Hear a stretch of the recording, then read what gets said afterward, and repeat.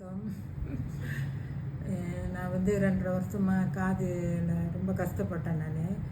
ஆனால் சலம் வந்துக்கிட்டு இருந்துச்சு. நான் டாக்டரை போய் பார்த்து அது கொஞ்சம் ஓகேவாயிரும்னு நினச்சிருந்தேன். கடைசியில் ரொம்ப சலம் வர ஆரம்பித்தோன்னே வலி வேதனை ரொம்ப.